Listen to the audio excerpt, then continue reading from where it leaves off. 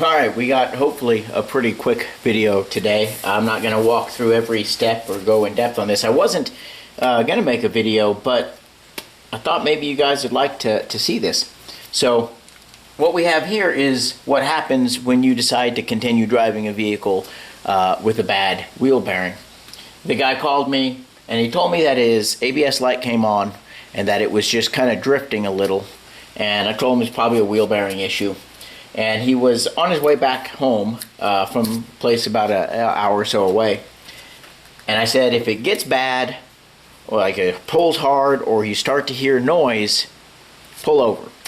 So he got back, and this is what we have. We have high-speed two-piece rotor. You know, they're not supposed to do that. They're supposed to be in one piece. This is the knuckle. That's the front where you would typically find this, and the back has seen better days as well. And this is the brake caliper bracket and brake caliper and pads. So yeah, I'll show you what we got to do. This is our fix. This is from a salvage yard, and I asked for the knuckle and caliper bracket, and they sell the bracket and caliper together, which is good. So I'm not usually a fan of using parts like this from a salvage yard, but I'll take a look and make sure that the caliper is okay, clean it up. Just before you guys say anything, I will not be reusing the bearing. He's already got bearings sent here. My main pieces that I needed from this was the knuckle, because the ridges here, everything was worn down all the way into the bolts. That you can't reuse that. And the bracket. The rotor is not going to be reused. It's going to go in the trash.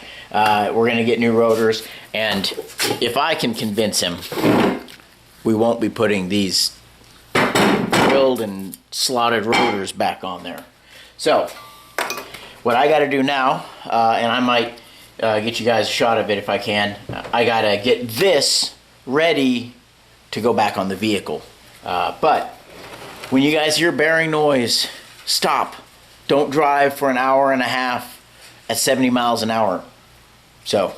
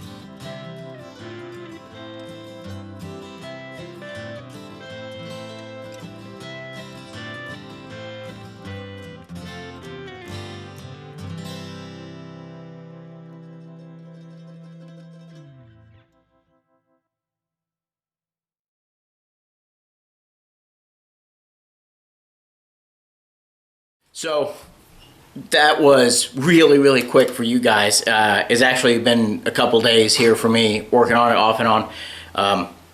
But it just goes to show the amount of work extra that has to go in when you don't stop and fix something as soon as it starts going bad. When this bearing noise started, if he'd stopped and just had, waited, got it towed, whatever, this knuckle would have never left the vehicle. The old knuckle would have never left the vehicle. I'd just gone in there, backed the axle out of it, pulled the bolts out, put a new bearing in it, and we would have been on our way. But now granted, you don't have to go clean this up and paint it all like this and that. And yes, it's the same rotors that came off that are going back on. I mean, not the exact same ones, but same company. That is what it is. We had the parts sent to us. We do the best job we can with the parts that we get to use. So I just want to give you guys a quick look. When you hear bearing noise, something, and you think you just run it a little bit longer, that's what happens, and this is what it takes to fix it. Catch you guys in the next video.